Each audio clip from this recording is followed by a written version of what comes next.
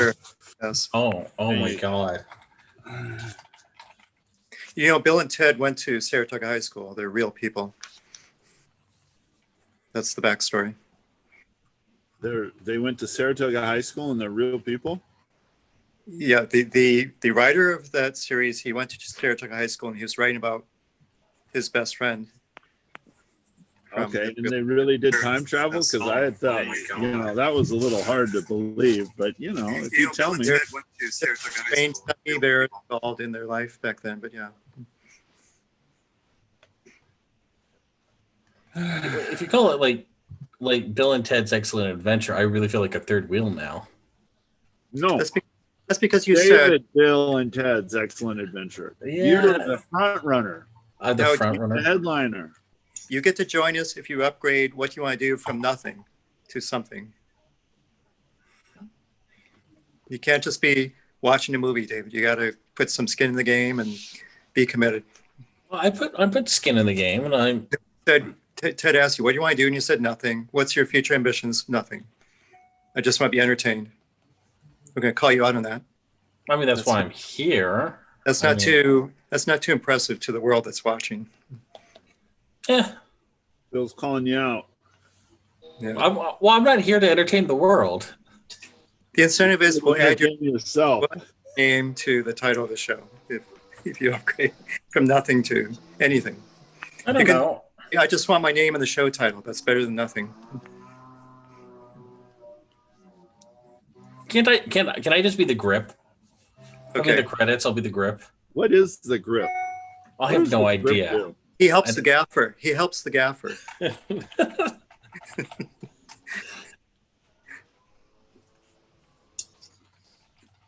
Okay, so David and I had a preliminary discussion. I talked to some other people. I talked to Milan a little bit as well. And I had one idea how to move forward. And so can I talk about that for 2 minutes and get some reaction? Yeah, that sounds good. The grip is they support the camera and help do all that stuff. David, I said one thing is I shared a concern. It looks like each week we just keep generating one more document format. And so we had the original shared Google Doc, then Ted did his 2-question version. And then immediately based on my chat said, we should all submit a 500-page essay. It's like, no, I can't have 20 documents when we're trying to. So all in favor of writing a 500-page essay about what they want to do, raise their hands. Okay, I'm assuming Ted's hand's not really. 500 page? 500 word. Okay, so it's one vote. No, I'm not. I'm voting for you to write one. And so what we did was Can we do that? No. And that was put fine by the chat. So we merged Ted's document into Emilia's document. So we're back to one document. So let's see if we can stick with one document for at least 2 weeks. Okay, so Bill, you asked for an opportunity to suggest what we do, and what I'm hearing from you is bitching about what happened last week, and as opposed to proposing something that we do. Sure, everything I say is a bitch.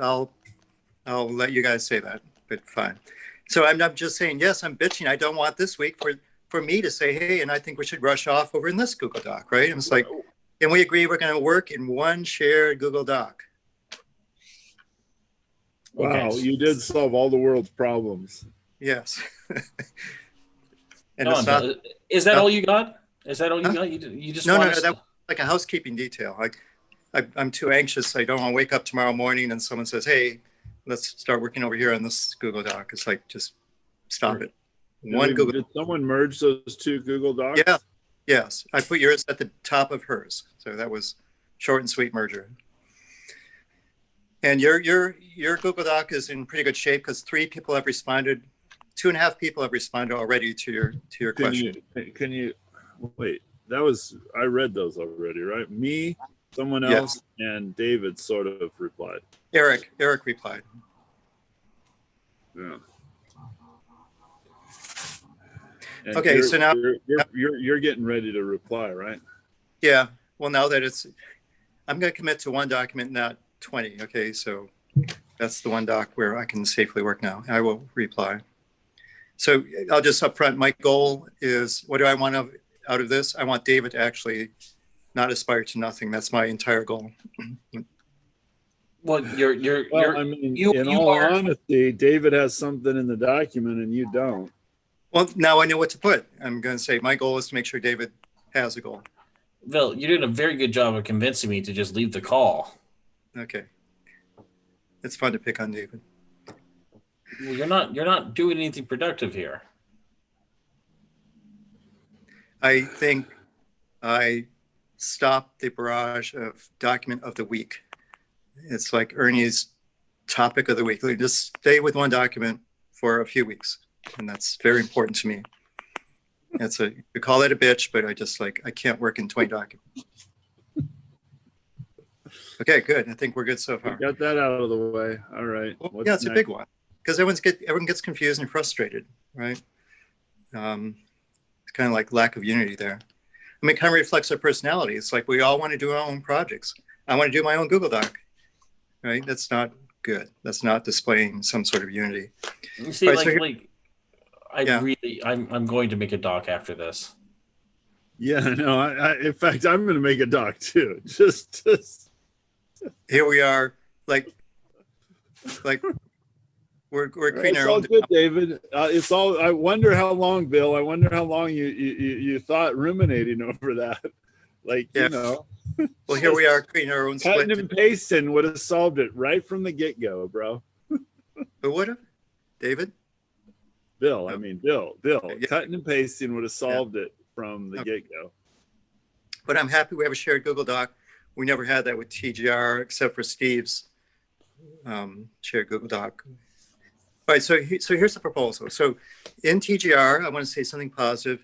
There was at some point, I think on a phone call, a revelation that like we all have our own pet projects. We all have our own dog. And unfortunately, a couple of people brought their dogs and the dogs got kicked. And so like I'm hesitant to bring my dog because I don't want my dog kicked.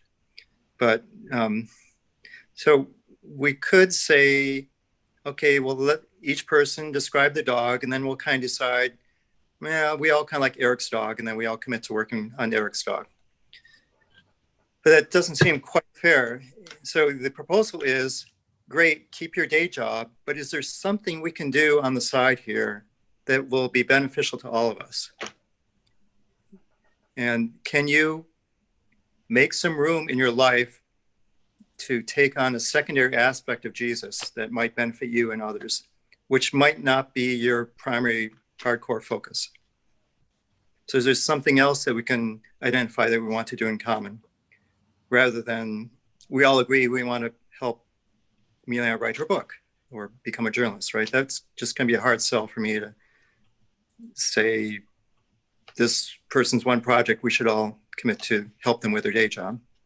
Was there like a secondary thing, like learning how to read, how to do an effective Bible study, or learning how to, something that is not one of our primary day job? Because I think that's in some sense unfair to just say, for whatever reason, we should just choose Eric's day job and support him with that. Was that clear? Okay. Yes. So I the point that I think you're making is one that I actually kind of agree with. Like, because quick example, like let's say Ted is into basketball, I'm into golf, and David's into hiking. So we could say, well, let's all just play basketball with Ted, but that's a joke for me. But could we all like go to the gym once a week and, exercise together?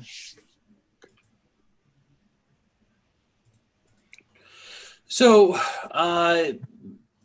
the idea that like we all have things that we're working on individually, and bringing it to this group as something that maybe we would share sort of seems it seems sort of pointless and futile, because we're not able to share much in the limited time that we have.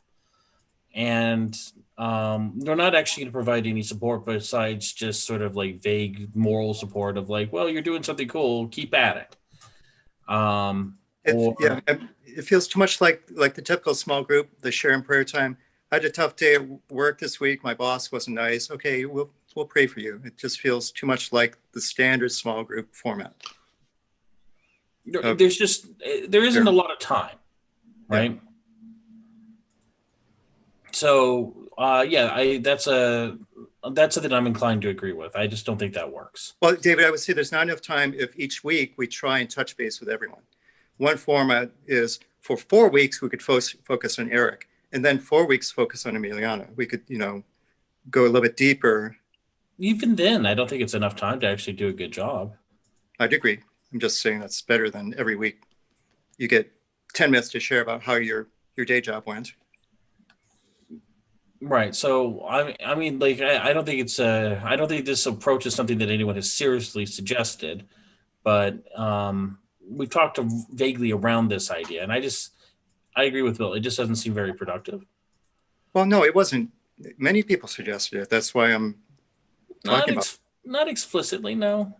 Like, Well, what was the point of Emiliana saying, would you please type up a 500-word description of what you want to do, your passion or whatever? What's the motivation for me to do that? I have no The only idea. thing I have no speculated, idea what she wanted.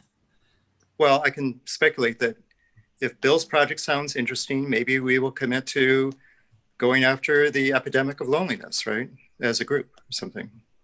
Or we will have Bill talk about his project of bring the gospel to address loneliness, and he'll get 10 minutes each week to talk about that. And we'll kind of say, oh, sounds like a good week, sounds like a bad week, we'll pray for you. And so it's strong, I think Otto is implied. So I'm just saying, rather than talking about our day jobs, let's see if there's something, a secondary thing that we can add that we're all working on in common. Yeah. Well, I agree. In the conclusion. What do you think, Dad?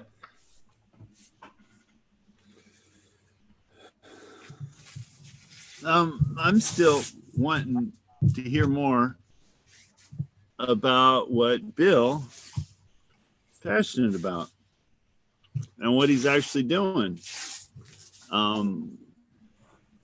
I felt one of the big challenges we had at TGR is we ended up talking a lot. Not that talking's bad, but talking in the sense of talking and not doing, and criticizing. I think we criticized, quite a few things under the context of wanting to do better. But as I'm reflecting, I don't think we did anything better than anybody else, and probably did a whole lot of things worse than a lot of other people. I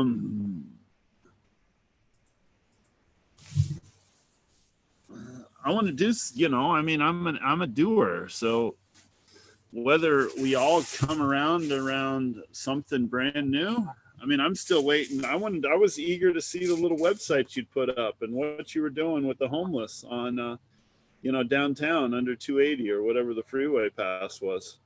Yeah, my friend is working on the tiny homes. Yeah, we can still do that. But I feel like it's kind of show and tell. You're working on tiny homes too? My friend in Oakland. Yeah, you were going to connect me with your friend working on tiny homes. Your friend in Berkeley, and then you had another. You said that you were running this outreach, this church in the street outside, and that you guys were been doing that for a long time. I thought that was very interesting. I think what I should do is what I liked. The best thing I liked about TGR is we brought in. Is it Robert, who's inside San Quentin? So I should bring in Ann on a session. I should bring in Steve and Dave on a session. Stu Perelliot. Stu Perelliot, yeah. You like that? It was very inspiring. And I wanted to join his project. And Emilian, I interviewed him for her project. So you and Emiliana interviewed him. Amelia and I have been interviewing people for the past year to help her with her journalism project. She has a YouTube channel. You can go there and see all these amazing interviews we've done with, the people that you want to bring in here. And how do I find her? Emil? No. It's called The Revival News Network. And you can see our interview with Stuart, and they're very well edited. She would like to find a student to help her do editing. She would like to get office space. So I've connected. The Revival News Network. Right. I think it's Du Jour Communications.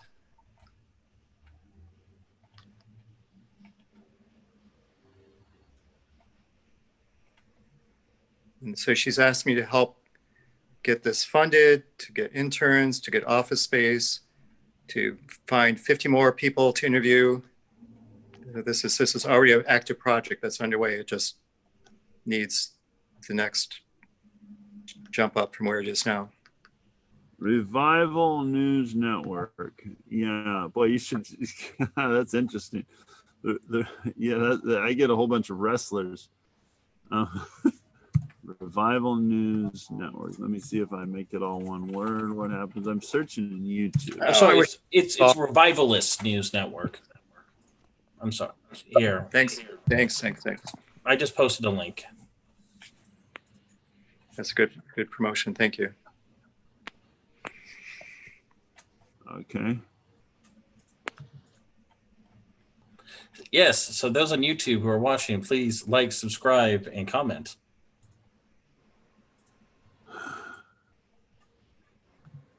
Okay. Look at her videos. And Ted, you have similar videos on your YouTube site as well. Yeah, I do. So in particular, our next person we'd like to interview is my friend in Oakland, talking about her tiny home project. But she should have you on the same interview, or they come here and talk. Either way, supporting our day jobs in helpful mutual ways. Okay. So, I'd like to steal a page from TBC. I'd like us to do networking here as well with other related sister organizations. Then it starts to get interesting. So she doesn't really have much of an audience. She has a much stronger presence on some other social media channels. Thousands. Okay, which social media channels is she stronger on? The no-name ones, Facebook, Twitter, things like that. Okay. YouTube is really hard. Yeah, they're all different. You're competing against comedians and cat videos. And Twitch streams and all that junk. Yeah. Thank you, David. Yeah, well, I'm a decent secretary. Of course, I don't have any followers either. I don't have any audience on YouTube, so. Okay. All it takes one obscure YouTube video. David, who is that guy that did a video about his chicken defeathering machine? He got like 10 million views from animal rights advocates, and so he started earning big money from that. Yeah, I never know. Ted, you have to do one crazy thing, and you'll get crazy people showing up. Big count. I mean, I haven't been. I mean, like, there's a lot of things we could do to make ourselves, more prominent in the YouTube space. Ted, how good are you at walking on water and things like that?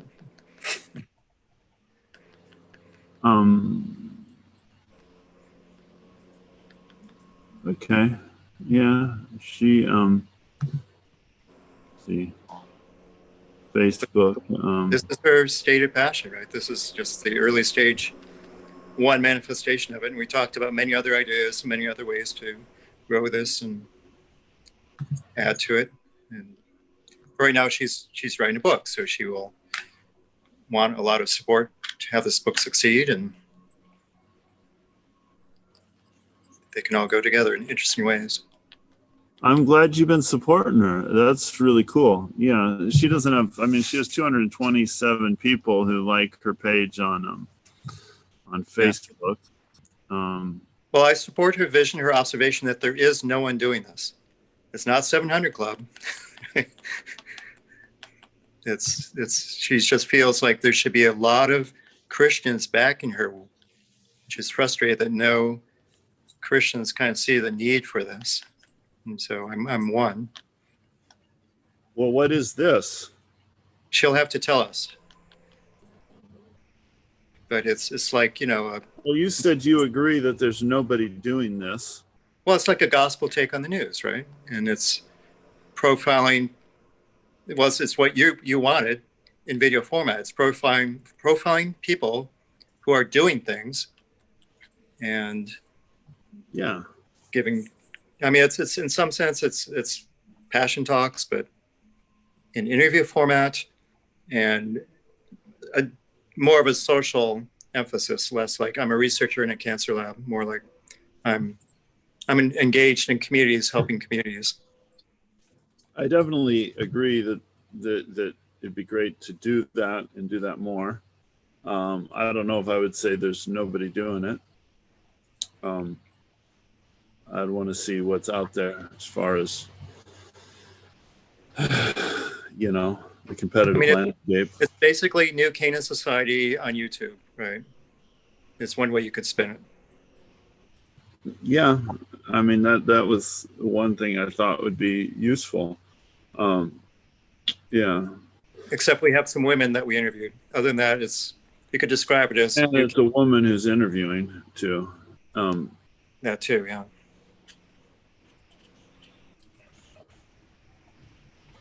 Yeah. Yeah. I liked it. And I like yeah. Okay. So she wants to improve the quality. She wants to improve everything. So she's asking, she has high standards. I like that. It's just we haven't been able to put it all together yet. And she's trained as a journalist, right? That's her academic background. Oh, I didn't know that. It's not totally crazy. It's not like she's trained as a software programmer. Now she suddenly wants to become a journalist. She's done interviews with really prominent politicians in her day. So she knows how this works. It's just hard when you're on Her the website on Facebook. There is no website yet. .yet. There's no website .yet. I don't think that's a real website.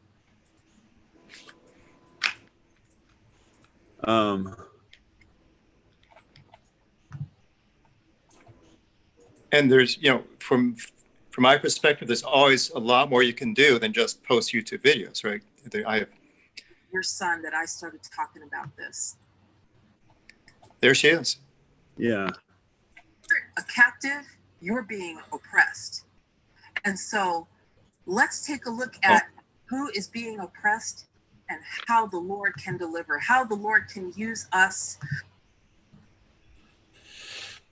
Well, that's just personal reflections. That's not an interview. So, you mentioned maybe, I don't know. No, I'm glad you're doing that. That's something that I see important. That was something I wanted to see happen at TGR. And I'm glad you're helping her. So. Yeah, thank you.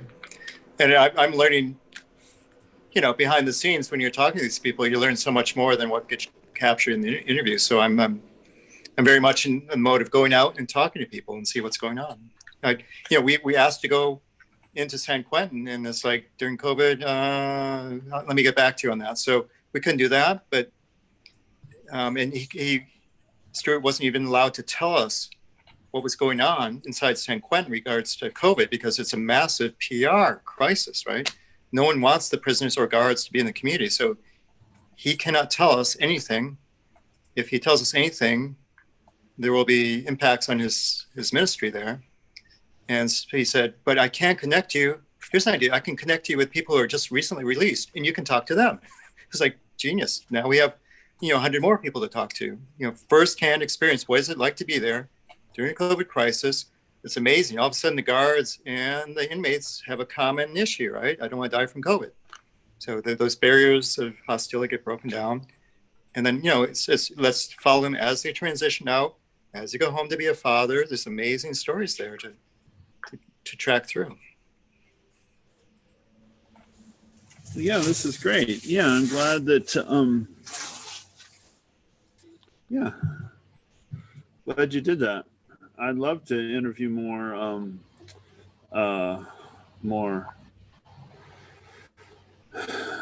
the reentry population, tell their story. I didn't finish my thought. So there's more than you can do than just posting YouTube videos. There's my calling now is to build communities around exciting things. So let's say you are actually interested in Stuart's stuff. You could just mail the YouTube around to people. Maybe you could try and contact him. But I mean, there's a lot of technology you can throw at it to help people do and connect to whatever you just heard about. And so it's building these communities around exciting ideas. And that's not necessarily the traditional church model. It's going to be something else, I think. Well, I don't know. It depends on how far back you're going with traditional. Seems to me like that was the original church model. But it was all built around doing the stuff. Oh yeah, I agree with you. Yeah. But it wasn't like 1 hour a week, passively sit in a chair for 45 minutes listening to the same guy speak every single week. That's definitely. that's And it needs to be built around like doing the stuff, like one group you guys should check out vomo.org. What's the first letter? Vomo. I'm putting it in the. Thank you. What do you say now? Oh, V. Vomo. Very interesting. I heard him yesterday. And the founder, it's an online platform to basically, they want to be the Uber for volunteering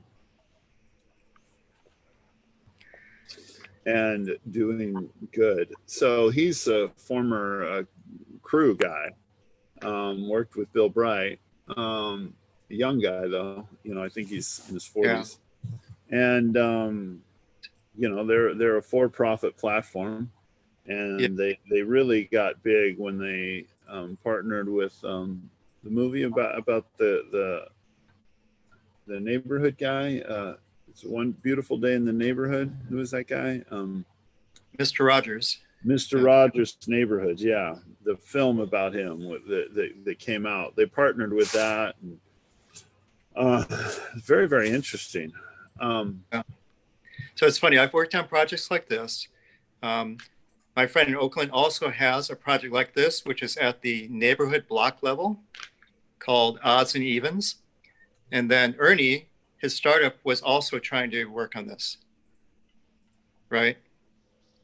His project was, how do I find other Christians that want to work on volunteer activities together? And he worked on that for years and years, 4 or 5 different ways. So it's interesting to see we all kind of have that same, let's get people together to work together. And, frankly, the project I'm involved with is like, if you want to help out the homeless community, just download this app and we'll walk you through it step by step. The 4 of us can only do so much, but we will totally resource you to do what we're doing and scale it out. Yeah, but you've been holding that really tight to your chest. You've told me about it, but you didn't send me the app. You didn't show me your website. Not yet. So why don't you show me now? I will, because I want to invite Steve and Dave to appear and TGR version season, whatever. Yeah. And get the full story from them. I'll even bring in some of the people we work with. And we'll do it live stream from downtown San Jose so you can see what it really looks like. That'd be awesome. I'd love that. Yeah, we'll do it. Give them some exposure. People can see what's going on.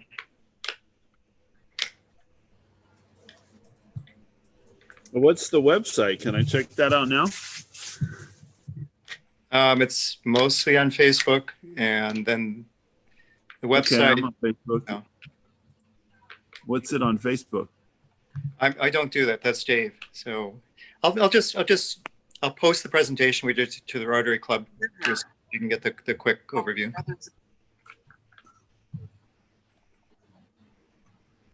I'll put that in the chat. There's lots of pictures. Cool. Sounds good. All right. So, what are our conclusions other than one Google Doc? Well, I still feel like we're deciding, do we want to do this share and pray, like in your small group thing? Each week we just sort of share and pray about our day jobs, but no, I hear you. So yeah, three of us all want to do a do type thing. And I not seeing that what I was proposing was different than a do type thing. It's important value is like, yeah, we should probably do a do type thing. So can we identify a second? More interesting than adding one more thing to my plate. I want to see if there's synergism. Like, right. So Dave and I talked about that, right? Does this? I don't want to reinvent any wheel. Like, right. if I want to add in the piece, I don't believe it. You know, my view towards competition is we're, you know, synergism. Someone else is doing it better than you. Great, yeah, just support them. Do what they're not doing, you know? Right, so this would be a good countercultural thing to show is, you know, we don't compete in the kingdom, we cooperate in the kingdom. So unlike Google, Facebook, Apple, that, you know, they want to kill each other, they would never share anything, we would share a lot of stuff, right? It'd be a very shocking countercultural thing to demonstrate that. And so we could function as the place where people come and share and connect, you know, some sort of hub, some sort of bazaar, some sort of connector. And my project, my dog I haven't shared yet, it was very much modeled on inns. So like in the Middle East, the internet of its day, the World Wide Web of its day, were these gigantic bazaars where people traveling in Silk Road and elsewhere, they would all kind of like come to this big city and they'd all like share ideas. And in Silicon Valley, we call that local coffee shops, where you kind of like, hey, I'm kind of thinking about this, or I'm thinking about this too. And then boom, next thing you know, you have Facebook, right? Well, not Facebook, but is there any big company that came out of Twitter, let's say, right? So we could act as a place where people come in, share, and then we help connect them with other useful 1 + 1 = 3 opportunities. And I'd be very excited to do that. But it is a lot of work. So I've always thought, like, if we want to do interviews, if we want to do New Canaan, my role will change from prepping for Ernie's agenda, doing background. My role will change to, I got to, you know, work my Rolodex big time to find, you know, the next exciting speaker. And that's okay, you know, but it feels like I'm just bringing coffee and donuts. It doesn't feel like I'm actually doing anything, other than maybe asking a random question every now and then about this impressive person. So my role seems pretty limited in terms of my gifting to just find interesting people to bring in and talk to us. And backseat drive about their day job.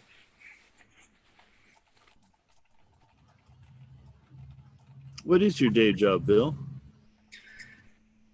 I live in Zoom. I'm just, well, it was software. Actually, I'm a CEO of a software company. Yes. But it's not, I'm not doing it 40 hours a week. I don't like that. So I'm in transition from software career to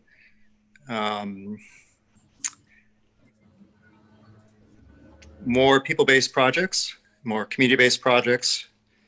And I'm trying to transition to work with a famous writer, theologian, speaker in Los Angeles, who's starting to be very active in making movies. So stop tech, just go crazy in some. So you're working with a Christian writer in Hollywood who's going to start making movies? That's a very interesting. Yeah. Well, he's only been in Hollywood 6 years. His background is a writer, a speaker. He used to speak all the time at YWAM and groups like that. Then he got in the lecture circuit, worldwide lecture circuit, touring with Rob. Are you able to share his name, or you don't want to share it with me? I'll send you a link to that work. It's just early stage. So he's done movie shorts, and he's going to come out with his first feature-length film this year. And so he's just getting into that. But he has financial backing, which is always a plus for me. So that's a big good. So, wow, okay, that's a cool career change. Yeah, so I'm trying to redeem my tech background to say, okay, a movie is a great event, but then how do you build a community around that? So there's all sorts of, you might just say, oh, just form a Facebook group, but I think I can do better than that. So so a lot of this would be, how do you build an online community, perhaps with some local communities around the world, but if we're trying to make a global impact, and this guy has thousands of followers all over the world. I'm in so many Zooms because I have to be in different time zones, and sometimes I sleep, sometimes I don't. So you're right now working on him to leverage, working with him, leveraging your tech background to help him solve the problem of building online communities? Yeah, well, Mark, I'm trying to convince him that that's worth doing. I mean, he's still in the kind of mode like once a year I'll have a big event and lots and lots of people come. It's What's kind he of like, passionate about? Like, what change does he want to see happen? What's his message? oh, his message? Yeah. And what's his call to action? Is it end human trafficking? Is it, feed the poor? Is it be a better Christian? Is it listen to me the next time I speak? Is it go out and be, a better entrepreneur? all of the above. It's like a third way. But first and foremost, he's not listening to me. He's like 90% of the time he's saying, I'm not your guru. Don't look to me as any sort of guru, as any sort of famous person. It's like, we're going to really empower you. It doesn't work to have a model built on one guru. People are just chasing from one guru to another. That's not the right model. Today it's Joel Osteen. Tomorrow it's, some other guys. Like that's entirely the wrong model.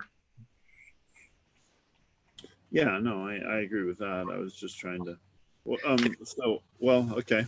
Well, yeah, I'd love to know who he is. Yeah, well, I'll share. It's kind of in transition. I'm in transition. I'm pausing right now, being involved there because he has his big annual event, and so that's just like I can't do anything. So how long have you known him? So you're trying to basically pursue him and pitch him on a new direction. Yeah, about a year. Working with him starting in last August.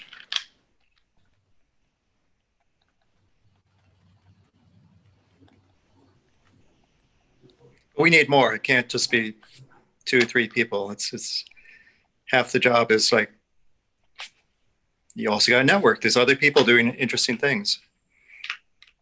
So he was on a worldwide tour for, I don't know how many countries with Rob Bell for 9-10 months. Rob Bell, same thing, used to write books, then got on the speakers circuit, packing auditoriums.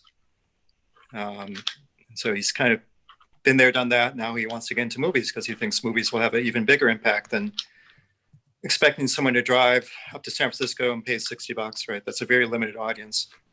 And movies, especially if they're streaming on Netflix, you can get a much wider audience. And Rob Bell has already done Netflix stuff, so he's just, in some sense, seeing right now the hot technology is it's either video games or Netflix, right? And he's not going to do video games. That's a mismatch. That's where people spend their time. They're not getting their cars to drive and hear a speaker speak much anymore these days. But that's Rob Bell, everything is spiritual. Is this the right Rob Bell? Yes. He was on the cover of Time magazine. Oprah had him, promoted him big time for a while as her pastor, but he's gone in many different directions. Oh, he was the Mars Hills guy. No, it's confusing. It's not the big Seattle one. This is the Michigan one.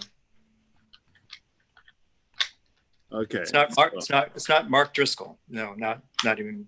Rob Bell, Robert Holmes Bell is an American author, speaker. Oh, the Michigan. Yes, Grand Rapids. Mars Hill. Right. Oh, so Mars Hill, Michigan. So there's 2 churches named Mars Hill? It's in the Bible. It's not trademarked. Yes. There may be more than two. There's probably like 500. The two famous ones, one good, one questionable. And he got tired of the megachurch scene. He bailed out and just came out to surf in California and figure out what he wanted to do. Like me. Except I didn't found a megachurch. But I did leave Michigan to come out here and learn to surf and figure out what I wanted to do. Just made a poor choice. I chose Silicon Valley. Yes, always the poor choice.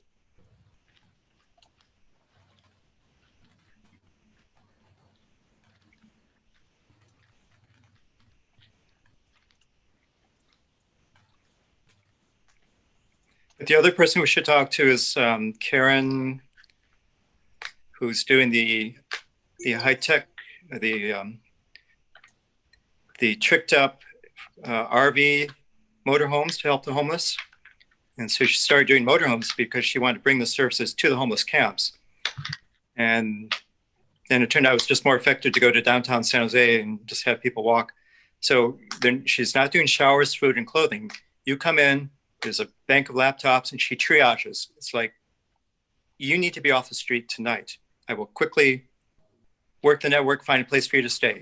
You lost your ID. I will quickly work it and get your ID back. And so she's using technology beyond just like, do you want a sandwich and a bottle of water? She's throwing high-powered technology to have high impact on people. And the way it works is that her motivation is she's got 2 RVs that have been launched, and churches are backing her. They send carpenters, electricians, and all that. And each RV is named after one of her brothers who died on the streets. So how's that for motivation? How's that for an interesting story? And she's like 3rd generation homeless, but actually worked herself and got off the streets. So Silicon Valley has some interesting stories to tell.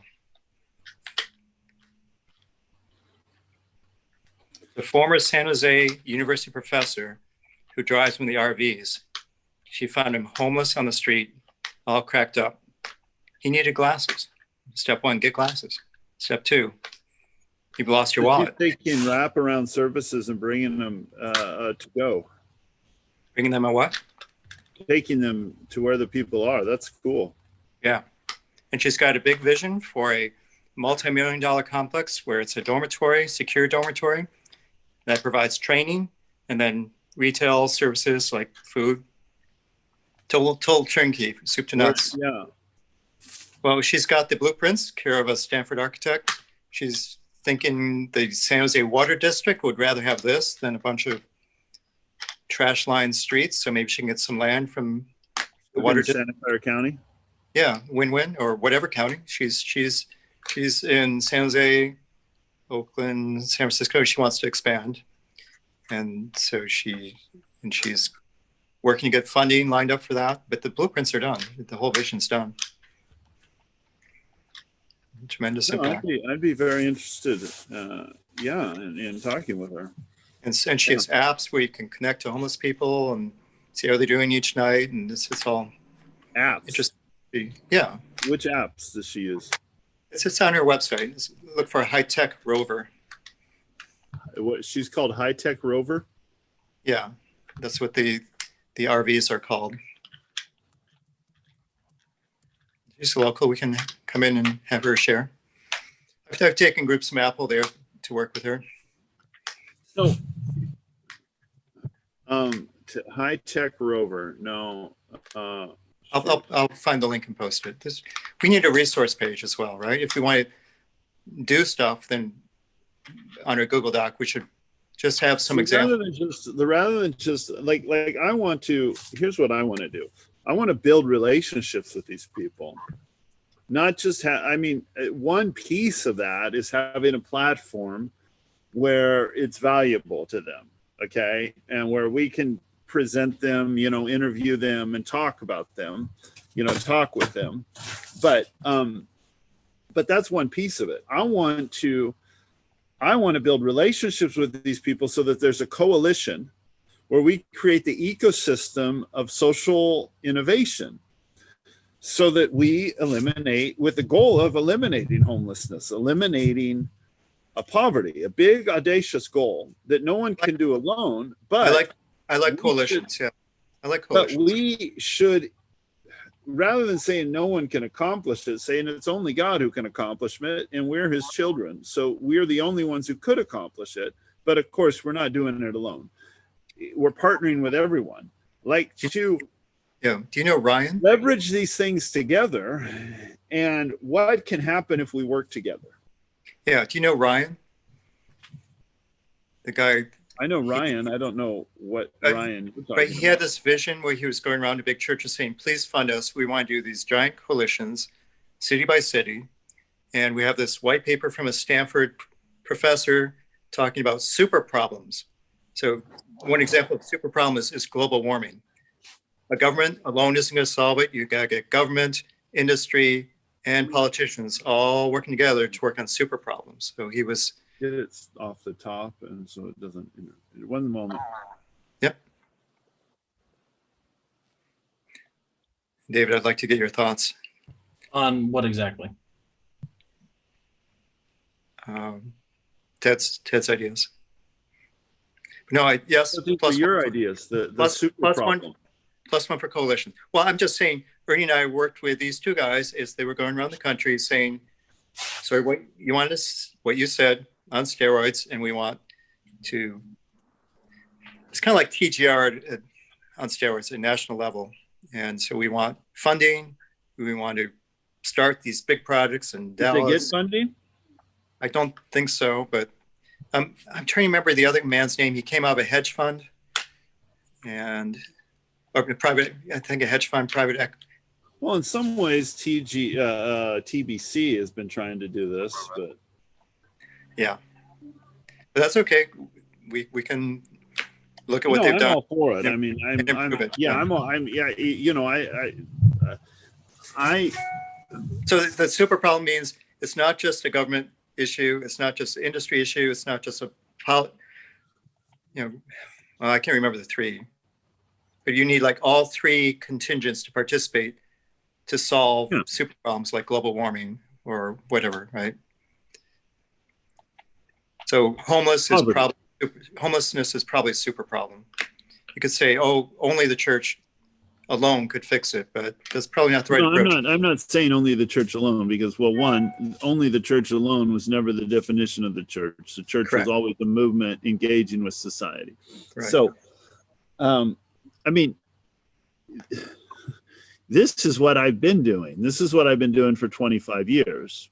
Right. This is what we've had tremendous success at. In fact, in some areas, unparalleled success.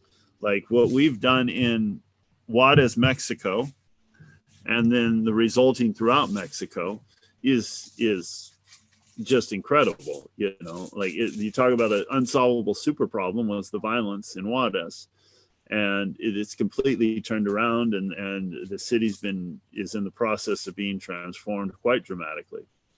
So that's what I want to do. That's what I want to keep doing.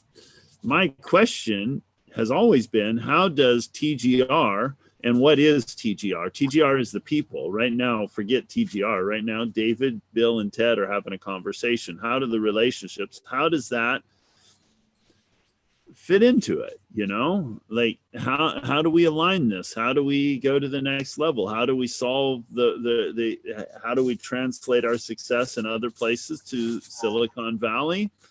How do we leverage upon what we have seen successful in Silicon Valley, you know, to turn the tide? Yeah, that sounds good. So How do we have solutions that outpace the rate of growth of the problem?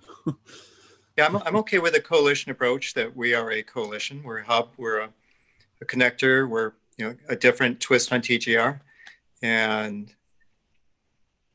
we could also still work on one specific problem as well, just to make sure we're working on, like, one of the things we always say is you need a point of inception. You Right. need a prototype. So, where is the place where we can make maximum impact that would get attention? yeah. So for Then we can show as a model, say, hey, there's this problem all over, but here's the best practice. Here's what we're doing here. And then you leverage that. Yeah, best practice. We always should be doing that. So all I'm saying is we could start from scratch with our own, which seems to be Ernie's usually the guy that always wants to start from scratch with his own. That's okay. No, I'm throwing that out. I'm Yeah. not doing that. I mean, Right. Or you we could start with your scratch for your own if you've done the due diligence to study everything that's happened and you Right. know the competitive landscape. What Right. happened, what you end up doing is always wanting to start your scratch from own is you end up criticizing everybody else based upon a shallow base of knowledge, not having really done it. And then you go and do it and realize you get your backside whooped. It's a lot harder than what you think. Yeah. So, or we identify some promising project and we wrap around it and help it. But which is funny, that's what Ernie's done. He's wrapped around discipleship Bible study, right? And added communion and I wonders and I likes.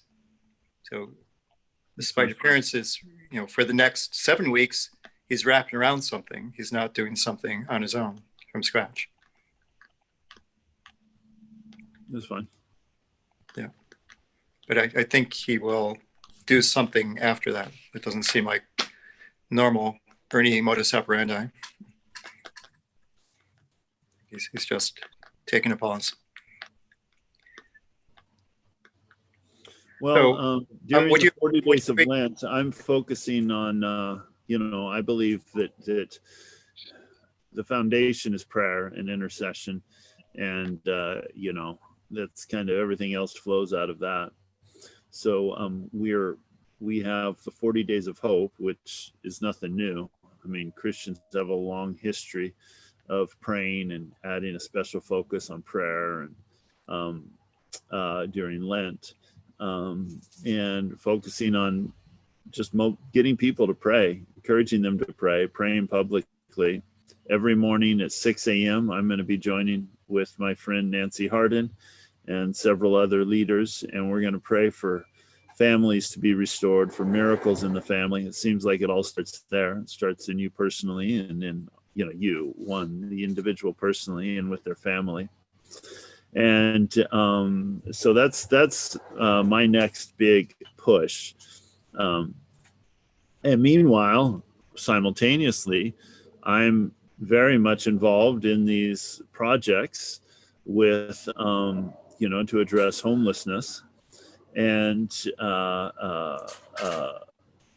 forming this coalition to bring holistic solutions to homelessness.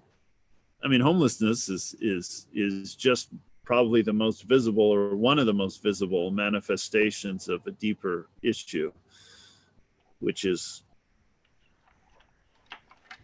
social, economic, spiritual poverty in our community. Yeah, every single person I talk to, the conversation within 3 minutes goes to talk about their family and the homeless population. There you go. Yep. And yep.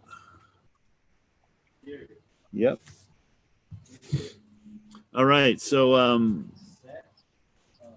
I'll type this into the Google Doc. I promise. I put notes in there, but she can watch this, and I'll talk to her this week and follow up.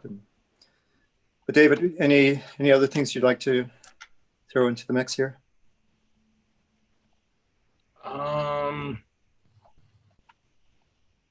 Yeah, I don't know. I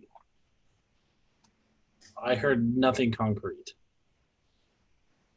And so that concerns me. You heard nothing concrete? Yeah. Okay. Well, here's something concrete. Beginning next Wednesday, every day at 6 a.m., I'm going to be encouraging people to pray and praying, and I'm going to be praying for miracles. So I'm sorry. When I say concrete, I mean for the group. I heard plenty of what you were going to do and what Bill has done and what other people have done. I heard lots of concrete things there. But as for Us, Okay, TGR. David I and haven't heard. Bill. Okay, let me be more concrete. David and Bill, I'd love for you guys to join me as you can on that. I think that'd be very important. And I'd challenge you guys to do something for those 40 days, to really seek the Lord, pray for miracles. And if you'd like some help, join a movement. No, not if you'd like some help. I'd encourage you to join a movement that's doing it. So, Can you post that link, please? absolutely.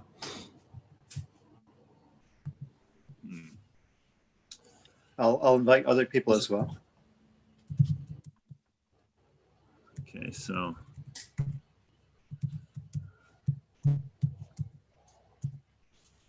David, can you capture the chat on my phone? It's hard for me to do that. And post the chat into our shared Google Doc. Right now, I'm going to type in just Sure. about what I've heard so far. Try and make it concrete. And if you feel it's still not concrete, David, just post a comment saying this doesn't look concrete to me. Or any other observations that we need to hear.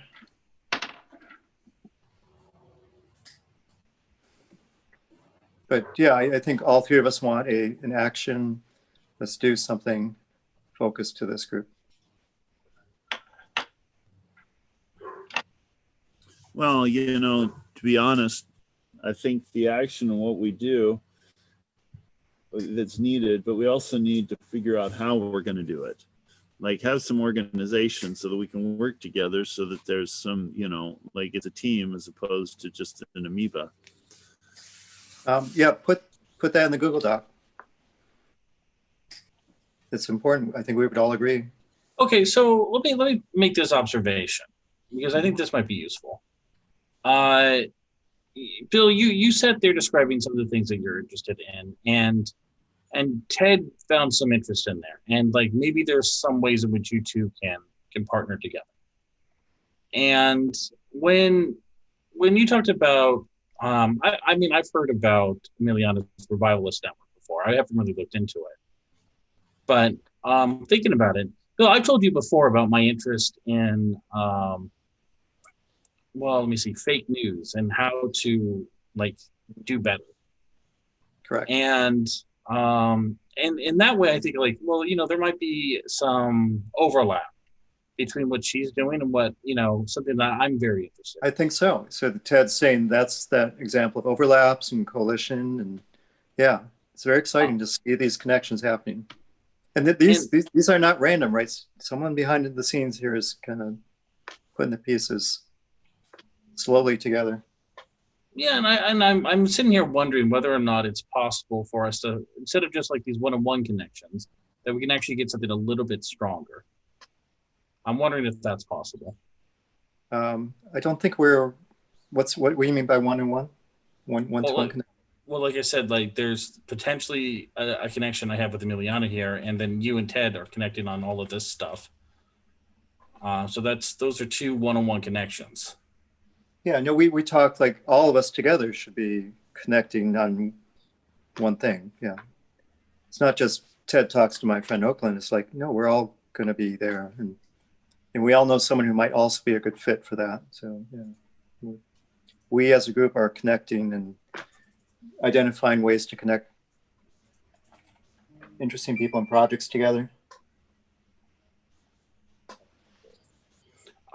So the thing that I'm wondering right now is how best to foster this, because I think a reasonable goal would be that we come up with one thing. Yeah, we can start anywhere. We should. I don't want to spend another 10 months just talking, right? We should just kind of make up for last time and choose something. And so I'm sitting here wondering how best to make this happen. Well, I think we clean up the Google Doc, a page or less, and put that out there and talk about it. I mean, it's exactly what you said, Dave. We have to do a little bit of promotion. Can't just say, oh, I like this, and everyone's going to rush towards me. We have to talk it up a bit, promote it. Well, so part of the problem is like I would never have thought about my interest, like because like I have this thing where I really dislike fake news, and I would never have thought about that as something that I would actively engage in. But it only came up in connection to what Emiliana is doing, Yeah. and I'm wondering like how I would think, how would I expose this sort of thing? Because like show well, and tell doesn't do it. let me Show and ask tell Ted. does not do. Let me ask Ted. So I think one proposal David and I had was we should do a 2-hour design summit. And the goal is after 2 hours, we'll have this one thing, a certain level of concreteness. Framework that I think of, well, okay, my first response, yes, I think an actual design summit would not be a bad idea. I don't know if a 2-hour design summit is going to be sufficient. It might be more like a 4-hour design summit, but 3 hours or 2 hours, whatever, who knows. But I'm not against a design summit. And I think the one thing, to me, the one thing, at least the one thing that's going to speak to me is a point of inception, a prototype, a model, or, another metaphor is your minimal viable product. Yeah, or I mean, if you want to combine those two concepts together, it's a hackathon. Right? At the end of the Well, hackathon, no, I'm saying two different things. I'm saying, yes, I'm design, a hackathon. a Two different. spiritual hackathon, no code involved. But Okay, you whatever come, you phrase it, I'm not against the design summit. Okay, I'd consider attending if you guys feel strongly that we should have one. I want to see what is the point of inception, like rather than saying what's the one thing we're going to focus on, as what is where are we going to focus on first? well, that could be the goal of That's this. the thing. Like, and that what could be the goal. results do we want? Yeah. But that could be the goal of the very vague design summit. That could be a better. Hey, I'm not saying we need that before we go into the design summit. No. It would be the goal, the output of the summit. I think that's a great goal for the summit. Saying design summit. What I'm working on is putting together a plan that's holistic. That says this is the minimum viable product. This is what we have already. These are the coalitions. These are all the different players. This is what is actually going on. This is what poverty is. This is what homelessness is. This is the whole, and it's not what you think. It's not the premises that are in front of it. And this is how we bring a holistic solution to it. You're calling that inception. That's fine. Yep. So we could do that over 4 hours. But I also think we should do a lot of homework and preparation so the 4 hours goes well.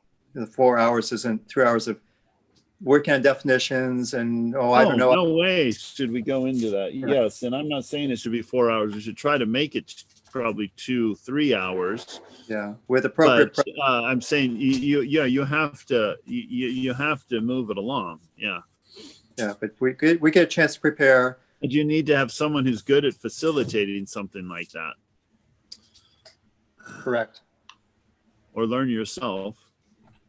Well, I know one person that has a history of facilitating things like that from a Christian context. And I can see if he wants to help with that. And he himself is working on many projects like this.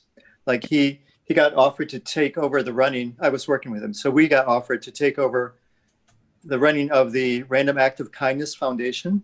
So you want to talk about being linked to millions of people that know your name? That was like the Mr. Rogers moment. It's like, and it happens to be a Bay Area thing. Take that up though. Yeah, do you know that came out of the Bay Area? That happens to be a Bay Area. The movement started in the Bay Area and it went worldwide. Everyone's heard of it. And they were impressed by what we were doing. They said, hey, we think your team should take over this, the future of this thing, because we're kind of like not knowing what to do with it anymore. It was like, fantastic. That gives us millions of people. But you didn't take it over. The offer's still probably there. Oh. But there's others. We had many other opportunities. It just wasn't the only one that came along. We worked with the largest radio network in the world. They were interested in having us develop programming for them. We were going to do a Christian Shark Tank to help entrepreneurs, and all sorts of projects we're working on. So he can moderate our 2 hour, 3 hour thing. Is he Bay Area? Yes. What's he doing now? He's working on those projects. He's got teams in 3 different countries. Many of them are students at universities. So he's raising money, he's putting together teams, he's identifying projects, he's trying to coordinate among all these projects, and high impact projects. A mix of tech and non-tech to do a big thing. Like one example is, What's his name? That's public. I'll send it to you. But one example is we got a request from the Philippines to build low-cost housing quickly. So we looked at state-of-the-art 3D printing of houses. We found in China a machine that can print 30 houses per day. The problem is it's a little bit expensive. So then we have to work on the financing or leasing or some other government funding for that. But we know what the greatest and best technologies are. So part of that is changing the image that Christians are always like 20 years behind the times. Like, no, we're going to be cutting edge with the best stuff we can find, either organizationally or technology or otherwise, and inspire people to do the same. 30 homes per day. You want to see that machine in action? It's pretty amazing. That can solve homeless in pretty unique ways. And it's typhoon proof because it's sprayed concrete, basically. Typhoon proof. It's Is it concrete. earthquake proof though? It's not multi-story. Yeah. Yeah, cool. It's fireproof and earthquake, typhoon resistant. Yeah, typhoon proof. If you throw enough rebar in it, it's pretty good in earthquakes too. Great, wonderful. All right, well, wrap us up, David. Wrap us up. Good discussion. I'm not sure what you mean by that. I guess you guys had a good chat. I'm glad that David contributed so much. It's really chatty today. Yes. Well, you are most welcome, Ted. You're always welcome to know my thoughts on things. I think this design summit thing is one. I think you took the name from what was supposed to happen on Saturday, though I'm not sure how that was a design summit. So that's interesting. I think the idea of something like that is good. I think we're gonna have a hard time sort of pulling that together, though, because the process is not clear and the goal isn't clear. And so I think that needs to be addressed.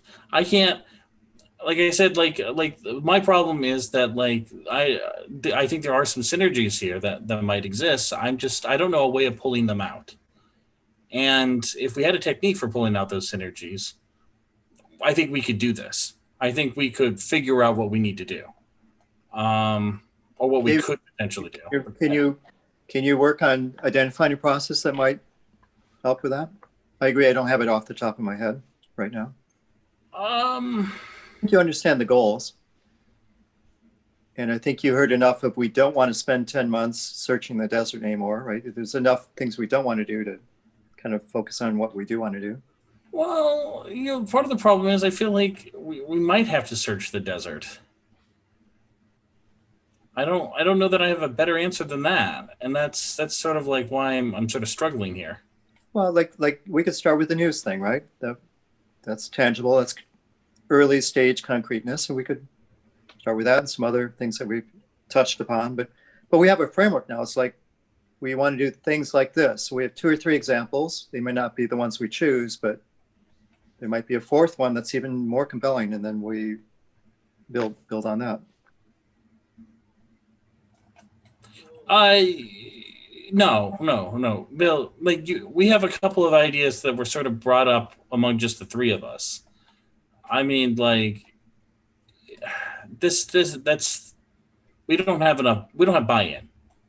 So, like, I am not prepared to like let this scope be limited at this stage. No, I said the opposite. I said we have 2 or 3 examples, not 2 or 3 buy-ins. Big difference, right? Okay. We'll know what we're talking about, right? Well, I don't know that these are. Yeah, I don't know. I see nothing but fog and ambiguity here. All right. Can you at least put down criteria when we know we're past fog and ambiguity, like what we have to be concrete? I mean, like one criteria is give it a name.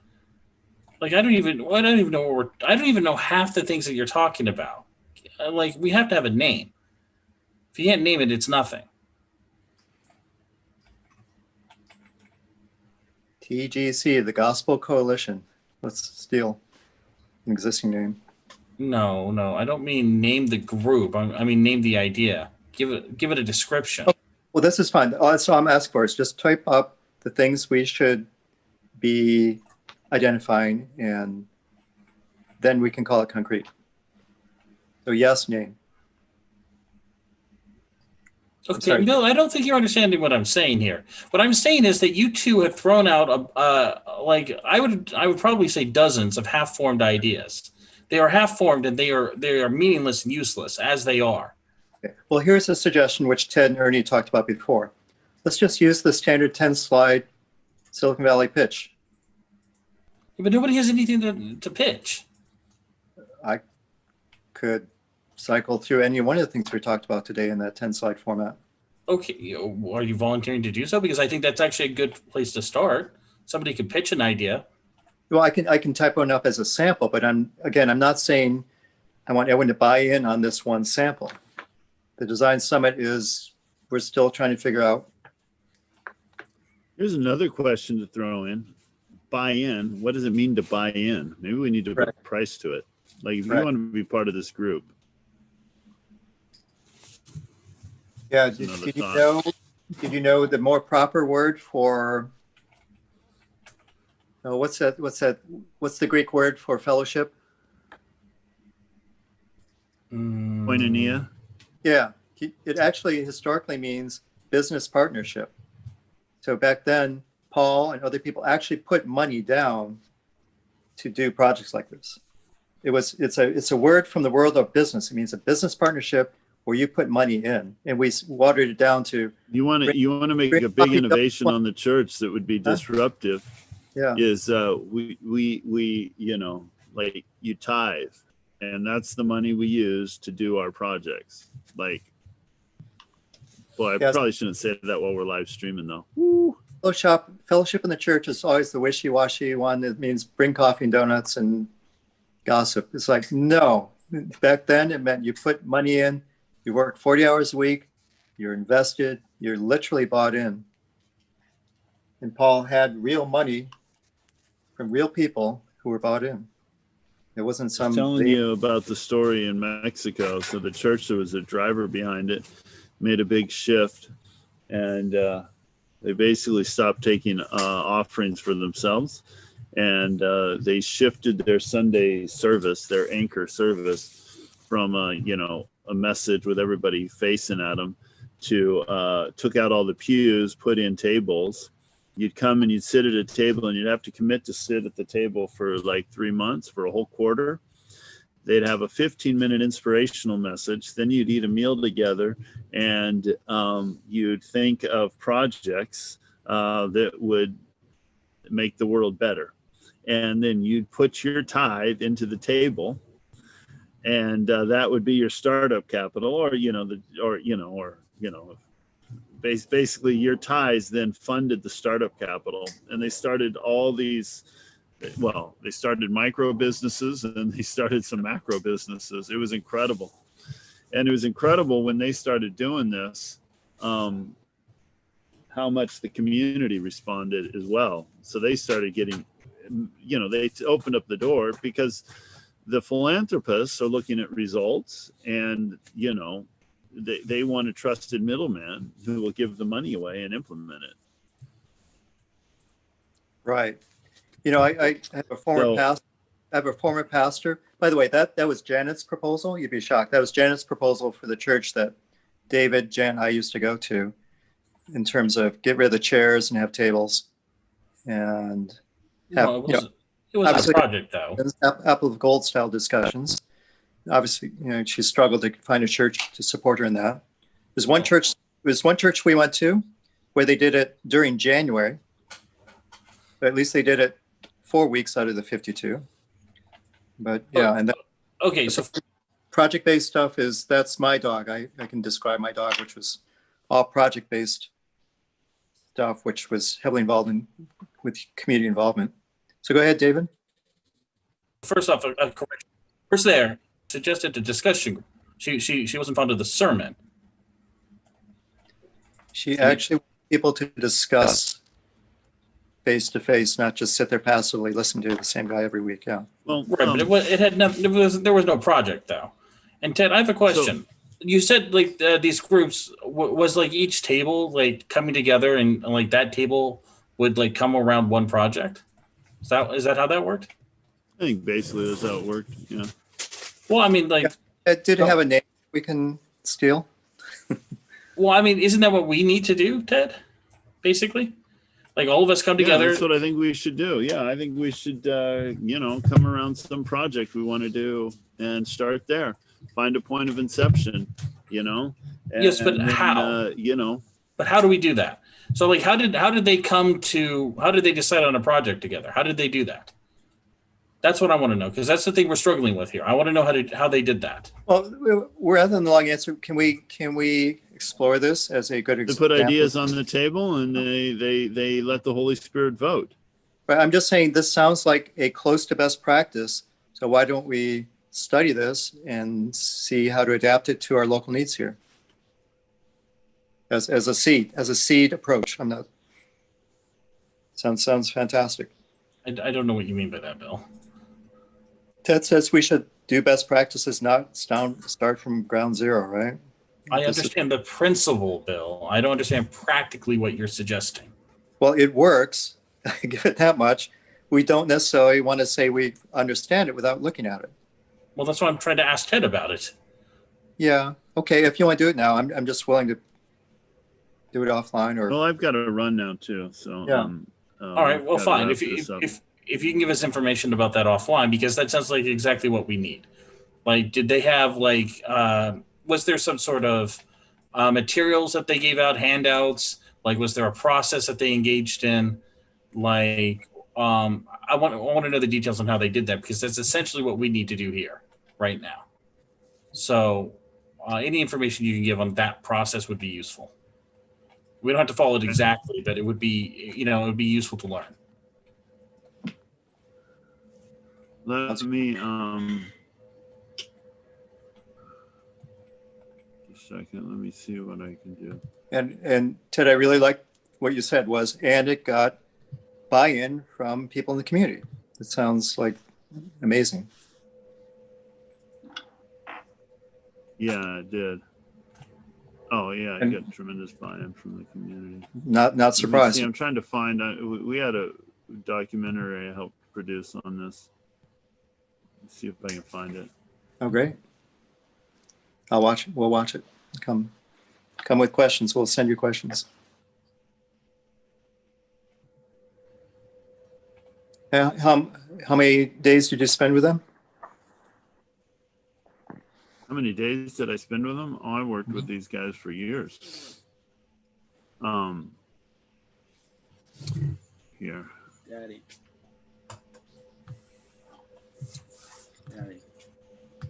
It just tells the story of.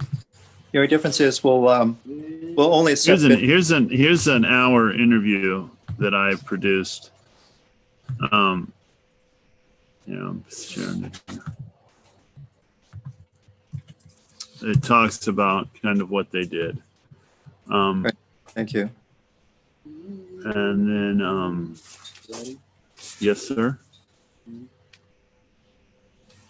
Yes. I cut off a lot of it. Yeah. Can you hold on one second, Victor, while I wrap this up? I'm trying to find the other video too. I sent you guys one, but All right, just post it in chat. That's fine. He's looking for it. In the group meet chat. Oh, Then Amelia and Eric and others can watch it.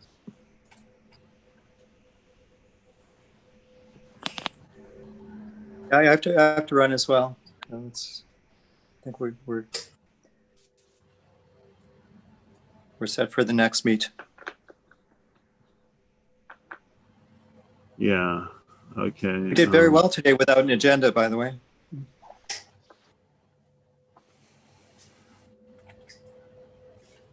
I'm glad you think so, Bill.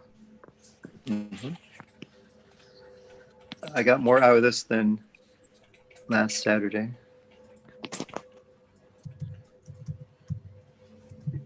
It's just being.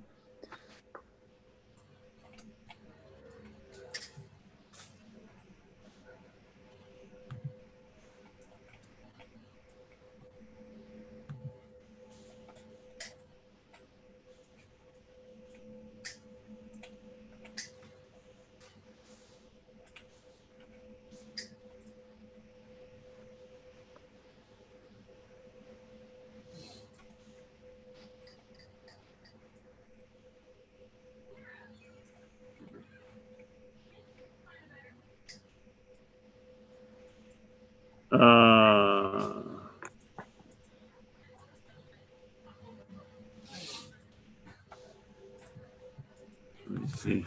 Okay.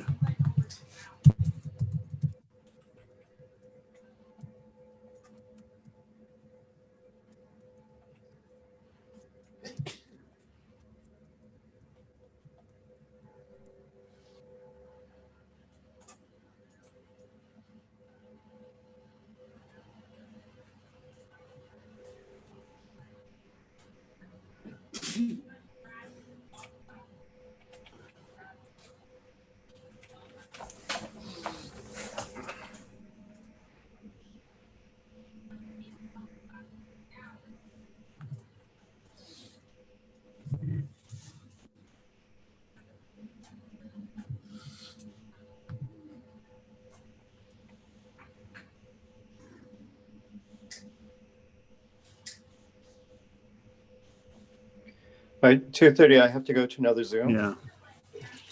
Okay. All right. I'll try to find it. I sent you the interview, which is really good, and that kind of tells, conversation with Ed and Pancho Murguia about the story of Mexico. All right. So what's next? Are we meeting next Tuesday? Is that the plan? Yes, I assume so. Yep. All right. Sounds good. All right. Blessings on y'all. I have the links and I'll post them to the group. Thank you, Ted. Okay. I'll be sure to watch David, this video. Okay. Blessings. David, Bye. you save all the chat too, if you wouldn't mind. You're on mute, so we're not hearing you, Bill. No, he isn't. I heard him. I said I have all the links. Well, that's the thing. It's